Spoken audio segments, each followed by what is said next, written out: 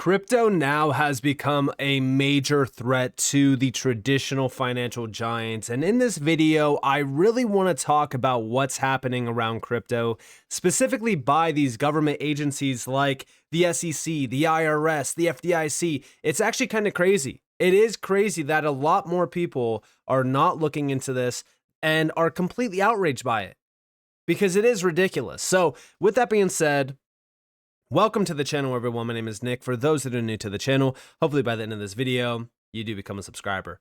Let's talk about it. Going back to December 23rd, the IRS said that crypto staking is taxable. All right, this was on the 23rd. Then we get just 4 days later, the IRS finalizing their rules requiring brokers to report digital asset transactions, including activity on decentralized exchanges. I did report on this, as you guys are probably already aware. Now, this is going to be starting in 2027, so we have time. But the biggest thing about this is just how big of a focus is now put on crypto by these major governmental agencies. It's crazy because we go back to XRP, right? We go back to Ripple. We go back to the lawsuit that opened up a can of worms for the SEC. Why was Ripple targeted? Why was XRP targeted? That's the big question that everyone has been asking for years and years now. We have no answer still. We have no answer on why Ripple and XRP were targeted while Ethereum gets the free pass. You know, there has been so much speculation. There's been so many discussions happening around this space for the last, 4 or 5 years now. And we just celebrated actually the 4-year anniversary of the SEC lawsuit against Ripple and XRP. And 4 years later, we still have complete nonsense happening around the space by government agencies. It really is ridiculous that this is still ongoing. Specific sectors of the space are being attacked. Specific projects are being attacked. And I don't think that there is enough people asking the question, why? Why? Let's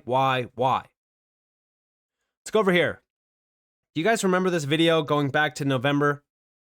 It's Brad Garlinghouse, and he's basically addressing why XRP was targeted. Is it because XRP is a threat to traditional finance? Big shout out to Bank XRP for this, but listen closely to this. I like the way you characterized it for the XRP family. Do they have like a vendetta against you or something? Because it seems like it's always XRP with Gary Gensler, the chairman of the SEC. It's interesting. I mean, what is it about XRP? Are you that much of a threat to traditional finance, maybe? There's a lot of conspiracy theories. There's a lot of people will throw out various ideas. I don't know. It certainly is frustrating. It has been frustrating to grow the business in the headwinds of a U.S. government agency that I think is acting outside the law in kind of a rogue fashion.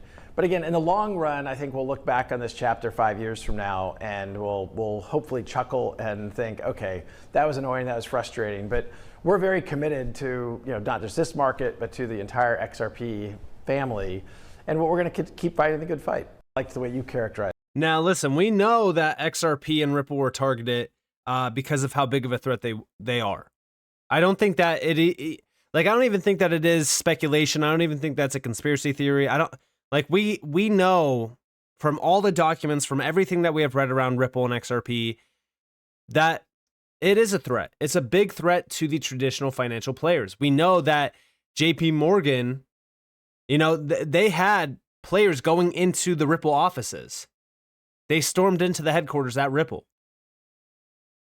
Again, this is insane to me that we are not sitting here and we're not completely outraged. And it's no different now with DeFi, right? We know that the IRS and we know, these agencies are being weaponized to target DeFi. Why? Well, think about what DeFi is, decentralized finance. The centralized authorities, they no longer have control. They're not eating off of, us making money. They're not they're not getting rich off of us. That's basically it.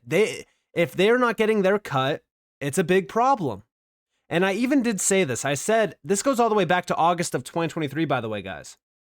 When I made this post, I said the DeFi space is about to be regulated and taxed to oblivion. They know there's a lot of money flowing through DEXs, decentralized exchanges. They also know that DeFi is a threat to the traditional banking sector. Think about the APY percentage in DeFi versus traditional banking. A direct quote from the FDIC confirms that 0.42% APY is the national average interest rate on savings accounts. Any return in the traditional world gets evaporated by inflation. DeFi has many risks and you need to be aware of it, but it directly threatens traditional banking. People are realizing how big of a scam fractional reserve banking is. They understand that the system is designed to work against them. Big money is flowing through this space, and they are aware. Why do you think you have clowns like Brad Sherman saying crypto bros print money out of thin air? Meanwhile, he is acknowledging that the government does the same thing, but they can because they are the US government. They always target this space using the same old tactics. They mention money laundering, drug activity, etc. Of course, we know that the US dollar has been used for the same exact things forever. Those who are paid for and work for the incumbent bankers will go to any length to target this space. Why do you think that we are seeing CBDCs becoming a reality? Because the central bankers realized that this technology would win. That's why they need CBDCs in order to retain power and make money off of this space. Christine Lagarde, one of the biggest central bankers out there, has said the same exact thing. We need to retain anchor. Comical. And yeah, this is exactly true today. We continue to see this space being choked off. The debanking of crypto was a big one, which is all a part of Operation Choke Point 2.0. They weaponized the FDIC. They weaponized the SEC. The IRS is now being weaponized. This is absolutely insane to me. Now, the good news is that we are starting to fight back. We have over here as well, and this is the truth, right? This is exactly the truth about this big update from the IRS. We have here from Austin Campbell, okay? If the IRS is serious about this misinterpretation, this interpretation, and boy, do they seem serious, so we're going to take them seriously, then they are inappropriately politically targeting the crypto industry with the way they have written it. Why? Because if they are serious about the multiple broker interpretation, it clearly also applies to ISPs, web browsers, wallets, etc., attaching it merely to the DeFi front-end privileges all other components of a single transaction and disadvantages that one component of it. It would be like saying if Robinhood users and Fidelity users trade through an exchange, only Robinhood has to do all the reporting. Sorry, Robinhood. So the real argument against this rule is simple. If you truly mean this, then all of AT&T, T-Mobile, Verizon, etc. are brokers, and you need to extend the reporting obligations to them. Oh, and also to Google Chrome, Microsoft Edge, Brave, and so on as well. And if you aren't going to do that, the rule is invalid. But really, the brief should instead ask for a nationwide injunction against web browsers and ISPs operating, and we mean operating at all, until they can comply. I would love to see the IRS defend against that argument in the context of what they have done here. And this is something that, in my opinion, is just not going to be pushed through. This is going to be shut down. I just don't see how this gets pushed through. But this is exactly how ridiculous this is. Again, this proves just how much this space is being targeted. I mean, at any lengths they will go to target this space and try to gain control. It's all about control. Today, Blockchain Association, Fund DeFi, and Texas Blockchain filed a lawsuit challenging the IRS's broker rulemaking. This rule, as the countless comment letters warned, risks crippling the U.S. digital asset sector. The IRS and the Treasury have gone beyond their statutory authority in expanding the definition of broker to include providers of DeFi trading front ends, even though they do not effectuate transactions. Not only is this an infringement on the privacy rights of individuals using decentralized technology, it would push the entire burgeoning technology offshore. Blockchain Association continues to stand with the innovators and users of DeFi and will continue to fight this misguided rulemaking to ensure the United States remains a home for decentralized finance technology and developers alike. And listen, we know we have a new admin coming up in 2025. The Blockchain Association filing this lawsuit along with others is a big thing to focus on. Why? Why is it? Well, listen, we know that the Blockchain Association has been very pro regulations, even within crypto, but they've also been helping guide the whole process to get to regulations. For an example, here we have going back to November 22nd. Today, Blockchain Association submitted a letter to President-elect Trump and new Congress outlining priorities impacting the crypto industry to consider in the first 100 days. They break this down in terms of clear regulations. You know, Congress must lead on this. All right. And debanking, which is a big one. SEC switch. We need to switch from regulation by enforcement to actually having, a solid approach here. We need to have innovation focused on and become a priority. And then, of course, tax clarity.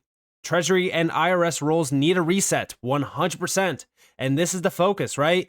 Overreaching proposals like the broker rule threaten to drive promising projects offshore. We need tax policies that respect privacy, support developers, and keep America competitive in the digital asset race. And then, of course, industry expertise. So listen, this is why I focus on the Blockchain Association. They are trying to actually push this industry forward. They are becoming a big voice around this space. Recently, they held a big conference as well, where some great names from the space, including, of course, Hedera, were there making their voice, heard. We need to have pro innovation in mind here. We need to make sure that we're not, threatening this industry, pushing it offshore, because listen, it's going to thrive with or without the US. And I think everyone is aware of that now. And by the way, from the CEO of Blockchain Association, we have today we're taking action, filing a lawsuit that argues today's broker rulemaking violates the Administrative Procedure Act and is unconstitutional. We stand with our nation's innovators and will continue working to ensure the future of crypto and DeFi is here in the US. And by the way, we know that Donald Trump, we're honored to share a message from real Donald Trump delivered to our members at this evening's annual BA Policy Summit Gala. We look forward to celebrating the inauguration of the country's first pro-crypto president on January 20th, backed by the most pro-crypto Congress ever. And listen closely. A very big congratulations to the Blockchain Association on your summit. It's very important work that you're doing, and you know that we're behind you and we will fight for you, and we're going to make sure that we keep our business in the United States. We want it here rather than China or so many other places. So get out there and fight hard, fight smart. You're going to be very successful. It's a new concept and a new business, and a lot of things are developing, and we'll get them developed, but hopefully we're going to really lead the world, and that's what's going to happen. Thank you very much. Enjoy your summit. Now, if we are going to be leading in this technology asset class, right, if we're going to make sure that crypto thrives here in the US, we need to see major changes happening in the first 100 days. Just like the Blockchain Association is outlining here, we need to see a complete reset of this space on every single front. And it does have to start with this overreaching of power that is being pushed by these government agencies trying to invoke control over this space, trying to choke out specific sectors of the space just so that they can take, control. They want control. They want to make sure that they're getting their, payments.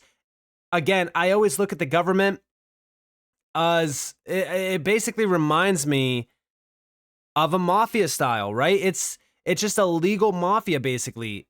And it's just insane to me that people don't realize how corrupt our government actually is.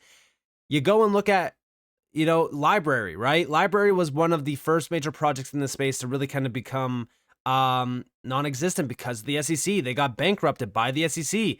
And there are so many projects like Library that got targeted, and they just did not have enough money to fight back against the SEC.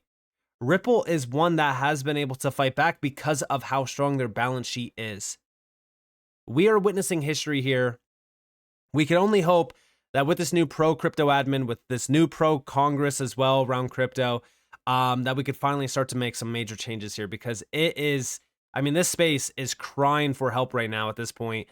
because it continues to get attacked. It continues to get attacked, and it continues to get, labeled as this fraudulent asset class that's only utilized for this, that, whatever. And it's by these pro bankers. And that's the biggest thing. Look at these names that are, talking in a negative light around crypto, like Elizabeth Warren, Brad Sherman. These are pro bankers. They are bought and paid for by the big banks, the incumbents. And their motive here is very clear. So with that being said, I hope that you guys enjoyed this video. If you guys did, definitely leave a like, subscribe, turn notifications on if you guys have more free content. You guys are more than welcome to follow me on Twitter and join the free Discord in the description below. And with that being said, guys, it's been Nick. Thanks for watching. Peace out.